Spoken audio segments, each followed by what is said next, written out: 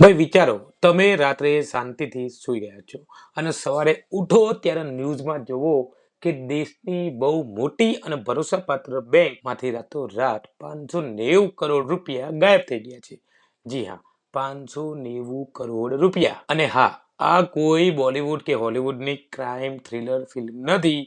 આ છે આપણા દેશની એકદમ સાચી અને ચોંકાવનારી ઘટના. એક એવું કૌભાંડ જેણે શેર બજારમાં ભૂકંપ લાવી દીધો અને લાખો રોકાણકારોના શ્વાસ અદ્ધર ચડાવી દીધા. જી હા, આજના વિડીયોમાં આપણે વાત કરીશું આઈડીએફસી ફર્સ્ટ બેંકના આ મહા કૌભાંડ વિશે.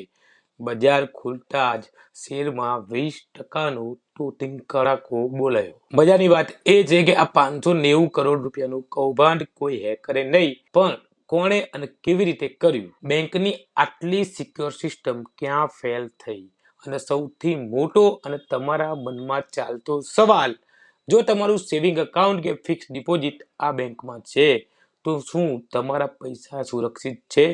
આ બધી જ વિગતો હું તમને એકદમ સરળ ભાષામાં સાચા ડેટા અને રિઝર્વ બેંક ઓફ ઇન્ડિયાના નિવેદન સાથે સમજાવીશ. તો આ વિડીયો અંત સુધી જરૂર જુઓ, કારણ કે આ માહિતી તમારા પોતાના ખિસ્સા અને સુરક્ષા સાથે જોડાયેલી છે. જો આપણે સામાન્ય માણસો છીએ, બેંકમાં પૈસા કેમ મૂકીએ છીએ?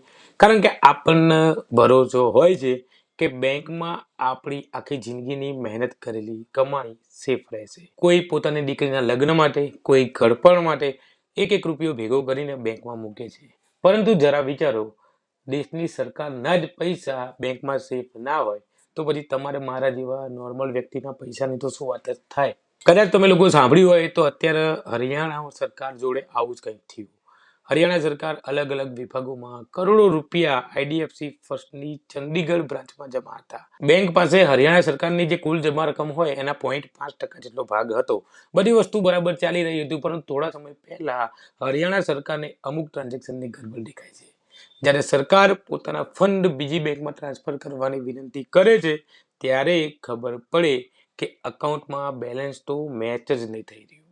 જ્યારે ઊંડાણપૂર્વક તપાસ શરૂ થઈ ત્યારે પગ નીચેથી જમીન સરકી ગઈ અને ખબર પડી કે ધીરે ધીરે કરીને સરકારના ખાતામાંથી 590 કરોડ રૂપિયા ઉપાડી લેવામાં આવ્યા છે. આટલી મોટી રકમ ઉડી ગઈ અને સરકાર કે બેંકના મોટા અધિકારીઓને મહિના સુધી ખબર જ ના પડી. તો હવે સૌથી મોટો સવાલ કે ભાઈ આ આધુનિક જમાનામાં આટલું મોટું કૌભાંડ કઈ રીતે થયું? શું કોઈ રશિયન હેકરે સિસ્ટમ હેક કરી લીધી? તો ના ભાઈ, આ કૌભાંડ બહારના કોઈ હેકરે નહીં, પરંતુ બેંકના જ પોતાના અમુક ભ્રષ્ટ કર્મચારીઓએ બહારના લોકો સાથે મળીને કર્યું. પેલી કહેવત છે ને, ઘર કા ભેડી લંકા ધાય, એવું જ અહીંયા પણ કાંડ થયું. આ લોકોએ કોઈ હાઈટેક ડિજિટલ મેથડનો ઉપયોગ નહોતો કર્યો, કારણ કે બહુ જ ચાલાકીથી જૂની સિસ્ટમ એટલે કે મેન્યુઅલ ચેકનો એમને ઉપયોગ કર્યો હતો.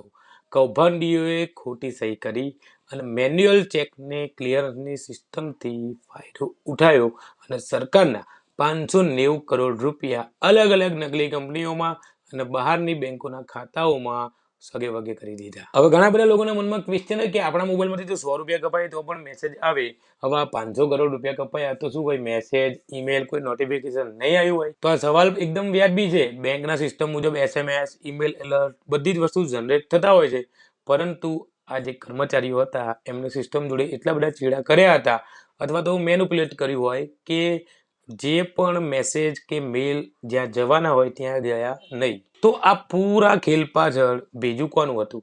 કોણ હતો માસ્ટર માઇન્ડ? તો ભાઈ એન્ટી કરપ્શન બ્યુરો અને પોલીસની તપાસમાં જાણવામાં આવ્યું કે આ કૌભાંડનો માસ્ટર માઇન્ડ હતો રિભવ ઋષિ નામનો એક વ્યક્તિ.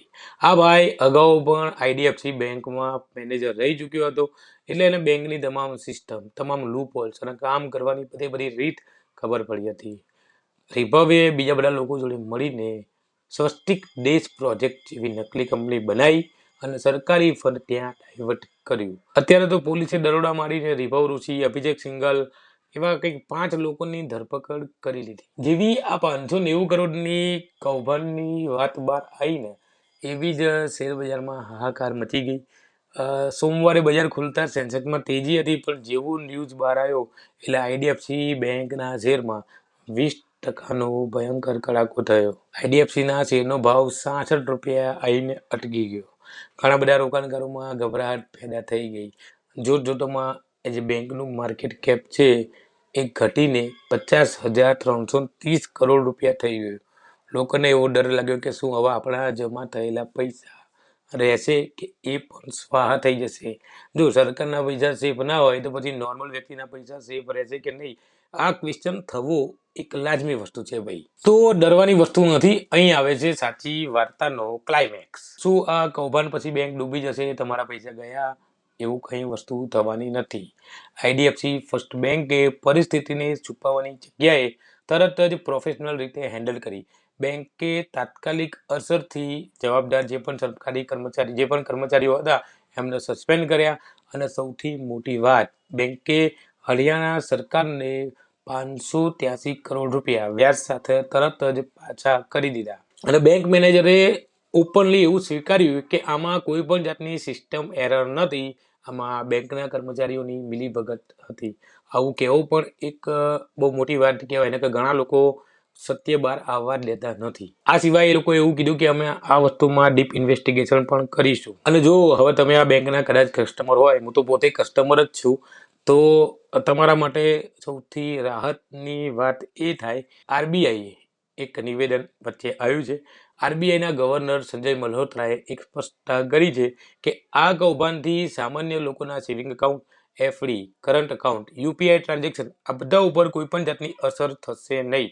સામાન્ય ગ્રાહકોની મૂડી 100% સુરક્ષિત છે એવું આરબીઆઈના ગવર્નરે કીધું. એવું પણ કીધું કે આ જે કૌભાંડ હતો એ માત્ર હરિયાણા ગવર્મેન્ટના સુધી સીમિત હતો, એનાથી બહાર એની કોઈ પણ જાતની અસર લાગુ પડશે નહીં. એમને એવું કીધું કે બેન્કિંગ સિસ્ટમમાં કોઈ લૂપહોલ્સ નથી, અંદર જ લોકો ફૂટેલા છે. તો દોસ્તો, આ ઘટનાથી આપણને એ વસ્તુ શીખવા મળે છે કે સિસ્ટમ ગમે તેવી મજબૂત હોય, જો અંદરના માણસની દાનત ખરાબ હોય ને તો ગમે તેવો કૌભાંડ થઈ શકે છે. જો કે બેંકે હવે કડક પગલાં લેવાનું નક્કી કર્યું છે. હવે તો જે પણ મોટા ટ્રાન્ઝેક્શન થશે એ કે એઆઈથી ચેક થશે. ગ્રાહકની જે એપ્લિકેશન હોય એમાંથી ડબલ કન્ફર્મેશન પણ થશે. આ તો હવે કાંડ બહાર આવી ગયું એટલે હવે સરકાર કે પછી બેંકો જે નોર્મલ કસ્ટમર હોય એને થોડું વધારે પડતું એગ્રેસિવ બતાવશે એવું લાગે. પણ મારે એક તમને સવાલ પૂછવો છે કે શું તમને લાગે છે કે આપણી બેન્કિંગ સિસ્ટમમાં હજુ પણ એવા લૂપહોલ છે જેને સુધારવાની જરૂર છે? શું તમે ક્યારે બેંકમાં કોઈ ફ્રોડ કે પછી ખરાબ સર્વિસનો સામનો કર્યો છે? તમારા વિચારો અને અનુભવો કોમેન્ટ બોક્સમાં તમે લખી શકો છો. આપણે દરેક કોમેન્ટ વાંચીએ છીએ, કારણ કે કોમેન્ટો ઓછી આવે છે. કોમેન્ટ વાંચીએ છીએ અને તમને જવાબ આપવાનો 100% પ્રયાસ પણ કરીશું. તો આ જે આઈડીએફસી બેંકનો કૌભાંડ, તમને આ વિડીયોમાં માહિતી ગમી હોય તો તમે વિડીયોને લાઈક કરી શકો છો. જે પણ લોકોના અકાઉન્ટ આઈડીએફસી ફર્સ્ટ બેંકમાં હોય એ ગભરાતા હોય તો એમના વિડીયો તમે મોકલી શકો છો કે કંઈ ગભરાવા જેવી વાત નથી. આરબીઆઈના ગવર્નરે વચ્ચે આગળ પડીને કીધું છે કે બીજી કોઈ જાતની આમાં પ્રોબ્લેમ છે નહીં. That's all four today's video. આવા જ ઇન્ફોર્મેટિવ, ડીપ અને સાચી માહિતીવાળા વિડીયો જોવા માટે આપણી ચેનલને સબસ્ક્રાઈબ કરો. ફરીથી મળીશું નવા કોઈ એક વિડીયો સાથે. ત્યાં સુધી જય હિન્દ, જય જય ગરવી ગુજરાત.